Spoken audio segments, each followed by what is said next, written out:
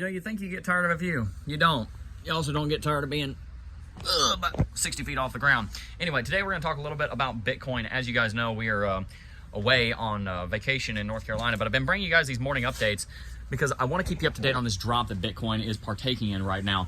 Bitcoin went on a 120-day rally, rallied $24,000 from the end of September all the way to the first part of January when we finally got the ETFs approved. And the day after the trading launched, we updated our prediction and said that Bitcoin would drop to one of three levels. Either at the lowest, 32,500, in the middle, there's a level at 34,700, and at the highest, there's a level at about 37,600, we'll call it about 38. Bitcoin ended up hitting the top of those three levels, and right now it's on a bounce. And many people are hoping and praying and considering the idea that Bitcoin may finally be done with this correction. Bitcoin might be going through a bounce. Well, today I want to give you some of my thoughts on that, because I'm not so sure.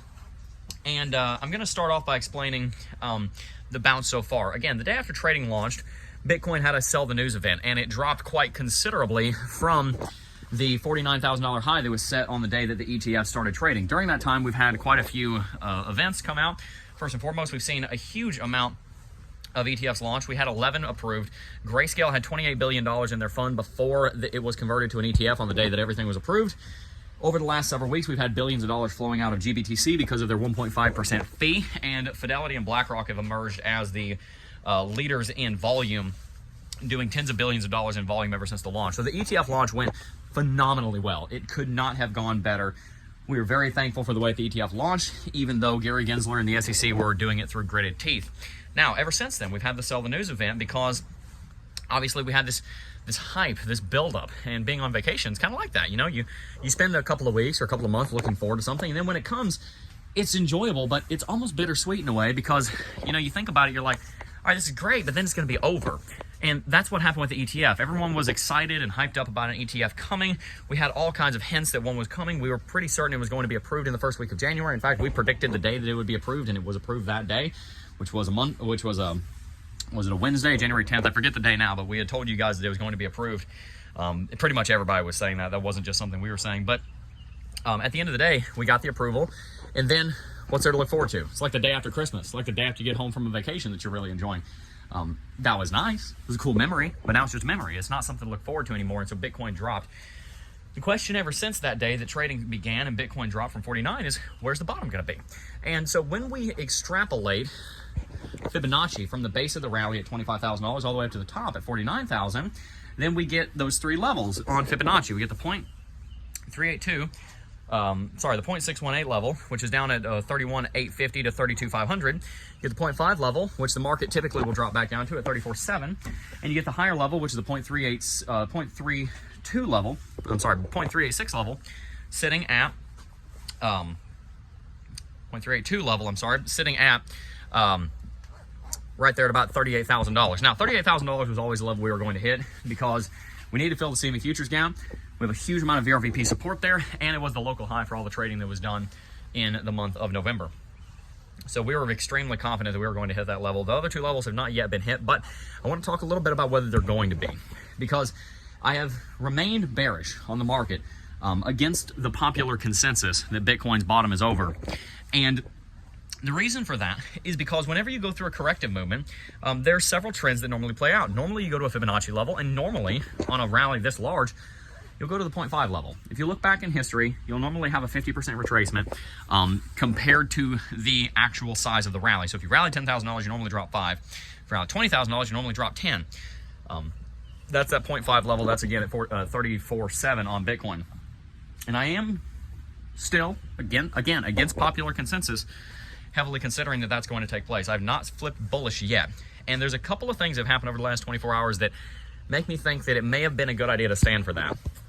I told you in the last two videos that I'm not going to be bullish until Bitcoin breaks above 44.3 to 44.7, which is a current resistance zone that Bitcoin needs to break.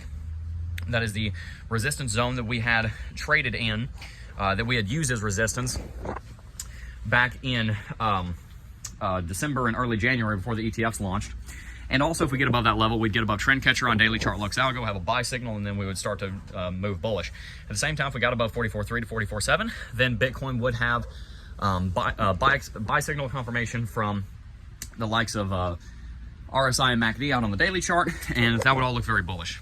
Today, though, Bitcoin seemingly, now we don't have confirmation of this yet, but seemingly is starting to invalidate the inverse head and shoulders pattern we talked about yesterday. There's an inverse head and shoulders pattern that points at about $46,000. We bottomed out around 38.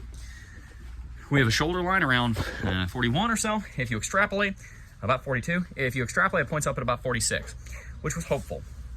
Bitcoin began to break that shoulder line on Tuesday, and there was a lot of hope earlier on this week that we would be able to rally all the way up to $46,000, and that very well may still be in the cards. But at the moment, instead of the inverse head and shoulders pattern playing out, we're actually using the exact same trend line as the shoulder line for a head and shoulders pattern, which points back down at 40.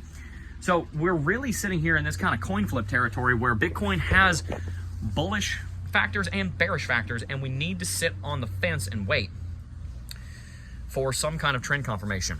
Right now, we could either have seen the bottom of this correction, or we could be in the B wave of an ABC corrective movement. When you go into an A wave, it's a correction. B wave's of a bull trap, and then the C wave is the final correction that knocks out the bulls that got in too early. I don't want you to get in too early. Obviously, if you're investing, keep investing dollar cost average, even potentially buy more on these dips if you're going to hold it for a 12-month period. But if you're trying to buy, this very well may be a bull trap. And that's where this this head and shoulders, regular head and shoulders pattern may be coming in. This may be the beginning of the C wave that we're seeing right now. So you've got two major scenarios, and I'll just kind of reiterate it as simply as I can so you have a takeaway here. Either one, the bullishness that we've seen in the last week is the B wave, and there's a C wave correction that's going to drop us down to 34.7. Or 38K, just about a week and a half ago, was the real bottom, and this head and shoulders pattern isn't going to play out. It's not going to do anything, and Bitcoin will rally up to 46, in keeping with the larger inverse head and shoulders pattern over the course of the next several days. Whichever direction Bitcoin takes over the next 3 to 7 days is going to be critical, because it's probably going to predict what's going to happen over the next 2 months. You see the halvings coming up in April, and we've also got a lot of bullish news coming out even in the last 24 hours. FTX has announced plans to repay all of its customers, and Celsius is doing the same thing, getting ready to disperse almost $3 billion in investments. That's possible because both of those institutions were holding many of the funds that they needed to pay out in cryptocurrency, and the value has gone up. So they have the liquidity now to pay that out. So there's a lot of bullishness going on. Again, as I said, the halving's coming up. We're probably going to see a rate drop very soon. Potentially a few months from now. And so there's quite a few things that are bullish on the market. That being said, again, we've also got the need to correct from a $25,000 rally. So as I said, you have set up on the short-term chart for bullishness and bearishness. You have your targets, 44.3 to 44.7 and $46,000 and 49 on the top. 37.6, call it 38 down below. 34.7 down below, and 32.500 down below. And so finally, since we have our setups, we have our rationale, what do I think? I am not convinced that we have entered into a new uptrend until I've been proven that we've entered into a new uptrend. In a way, technical analysis is an art. You have to find beauty in it, and you have to create beauty in it, but it is also a science. And one of the proven principles that I will stick to until I die is that the trend is your friend until it ends. And in this point in time, I cannot say confidently that the trend has ended and that this is not just a B wave bounce until we've broken 44.3 to 44.7 and we've seen Lux Algo flash a buy signal. Those are the historically relevant technical indicators and chart formations that are significant to this market. So I will tell you the same thing I've told you for the last week. I will be bullish on Bitcoin, and I will be more convinced that we're going back up to the yearly top at 49K if we break 44.3. It was about a $5,000 movement, so there's a trade there. Until that day comes, I'm still bearish, and I still do stand with conviction that the bears are in charge of this market, and the bulls are the secondary force that is moving Bitcoin to the upside. If we break above 44.3, I'll be bullish. Until then, I'm always bullish on Bitcoin in the long term, but in the short term, I think the bears are still predominantly in charge. So let's see what happens over the next couple of days. Let's probably sit on our hands and not go into a trade right now, because the Bitcoin bulls and bears are at an inflection point. There's a big decision coming. When I say the bears are in charge, I'm not saying that they're extremely strong, because they're not. But we're going to have to see what happens. Right now, by default, the bears are in power, but that could change at any moment. And both sides have very strong technical arguments backing them up. My advice, avoid trading at the moment. Stay out of trades. Wait for a bigger buy signal or a bigger sell signal to give you some kind of strength confirmation. Because remember, like I said, the bears are in charge by default, not because they're stronger necessarily. And continue to dollar cost average, because these are low prices compared to where we'll be in a year. Many of your favorite altcoins are going to 10 or 100x. Many of your favorite medium caps are going to 5 to 10x. And Bitcoin and Ethereum will probably 3 to 5x at least from where they are right now during the course of this bull market. Crypto is going into mass adoption. The next 5 years are going to be some of the most bullish years that you have ever seen. You're going to see market capitalization probably 10x at least. So now is a perfect time to be loading up your bags on projects that you think are going to do well for this market or for the duration of the rest of the decade. And if you want to learn more about projects that are going to succeed, I highly recommend that you check out today's afternoon video that is going up. It is going to be my top 10 cryptos to invest in for 2024. I invested in every single one of these coins, and as I'll say in the video, we do not take coin sponsorships.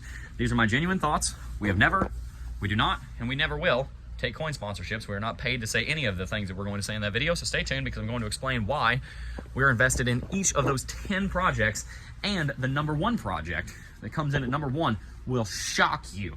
So make sure that you watch that video. It's Climbing to Crypto. It's our $1 million altcoin portfolio for the year of 2024 and our top 10 projects that are in that portfolio. So make sure to check out that video, and also make sure to sign up for the sponsor of this video, which is NordVPN.